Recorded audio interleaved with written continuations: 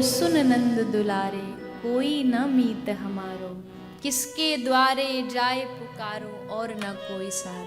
मुझे ऐसा लगता है कि जिसने ये बात मन में बिठा ली ना कि हमारे श्याम सुंदर, हमारे हम ठाकुर जी की, सारा ज्ञान उसको आ गया, सारा ज्ञान उसको आ गया। एक एक एक महात्मा जी, एक साधारण कोई एक व्यक्ति था, निम्न जाति से था, चमार जाति से था।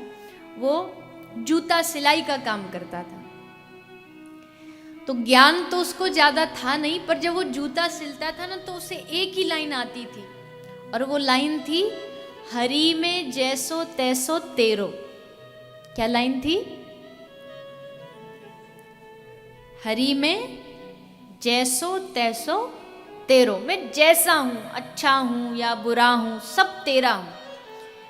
तो ये कहते कहते और रोज वो जूता बनाते रहते और बड़े आनंद मगन गाते रहते, हरि में जैसो तैसो, मुस्कुराते हुए।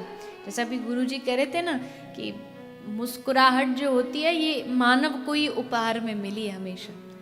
हमारा इतना बड़ा अस्पताल है, हमने तो किसी गाय को मुस्कुराते नहीं देखा आज तक। कुछ दिख भी गई ना तो भूत समझ के और भाग जाएंगे लोग।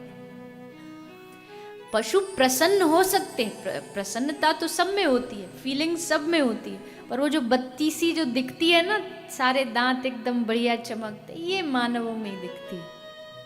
और प्रसन्नता, सदा प्रसन्न माधव, भगवान का यही लक्षण है कि भगवान हमेशा मुस्कुराते। वहां युद्ध हो रहा है, सब मारने पर तुले हुए, और कृष्ण भारत पर बैठे बैठे मुस्कुरा रहे हैं। यदुवंश नष्ट हो रहा है और श्री कृष्ण मुस्कुरा रहे। सदा प्रसन्न माधव, हमेशा प्रसन्न। तो भक्त का एक पहचान है, भक्त के दो लक्षण हैं। या तो वो आपको बहुत हंसता प्रसन्न नजर आएगा, या रोता नजर आएगा। रोएगा क्यों? रोने का मतलब उसको कोई संसारी व्याधि है कि उसका काम नहीं बन रहा, इसलिए नहीं। लेकिन जब भगवान की याद आती है, जब भगवान का स्मरण होता है, तब उसकी आंखें भीग जाती हैं। हे नाथ, हे दीनबंधो, आपकी कृपा कब होगी? और ये रोना भी एक प्रकार की भक्ति है। तो ये दो लक्षण हैं भक्त के। तो ये जो व्यक्ति था चमर जाति का, अपने जूते बनाता रहता और गाता रहता, हरि में जैसो तैसो तेरो हरि। और ठाकुर जी बड़े प्रसन्न होते इसकी यही बात सुन करके। एक दिन क्या हुआ, कुछ चोर लोग कहीं से चोरी करने गए, तो उन्होंने बहुत सारा सामान चोरी किया। तो फिर उसको बैठ के आपस में बांट लिया, डिवाइड कर लिया। अब जब वो चोरी करके ला रहे थे तो चोरी में उनके सामान के साथ साथ शालिग्राम भगवान भी आ गए। अब वो तो जानते नहीं थे शालिग्राम में, उनको लगा ये काला काला क्या गोल मटोल सा पत्थर है। तो उनमें से एक चोर को वो पत्थर दे दिया कि जा इसको तू रख ले। तो लेके चल पड़ा। वो जा रहा था, उसकी पाँव की चप्पल टूट गई। तो वो उन्हीं भक्त के पास गया, उसने चप्पल सिल के दे दी। अब उसको बदले में क्या दे, पैसा ये क्या दे? तो उसने बोला कि ये ले, ये एक पत्थर है चमकता बड़ा अच्छा, ये जो जूते बनाते ना उनके पास एक वो होता है सिलाई का, लोहे का उनका कुछ औजार होता है, सुई जैसा, जिससे वो चप्पल सिलते। तो उसने कहा कि ये पत्थर तेरे वो जो सुई है, जो औजार है, उसको रगड़ने घिसने के काम आ जाएगा। उस पर उसको तू आराम से घिस सकता है, तो उसकी जो शार्पनेस है वो बनी रहेगी। तो दे करके चोर चला गया। वो बेचारा साधारण आदमी क्या जाने, उसको लगा पत्थर है, उसने रख लिया और उस पत्थर पर वो रगड़ता और बस एक ही बात गाता रहता, हरि में जैसो तैसो तेरो, हरि में जैसो तैसो तेरो। तो एक दिन वहां से एक साधु बाबा जी जा रहे थे, उन्होंने पहचान लिया। उसने बोला, राम राम राम राम, ये क्या कर रहा है तू भगवान शालिग्राम के ऊपर ये चप्पल का ये औजार घिस रहा है, ला इधर दे मुझे।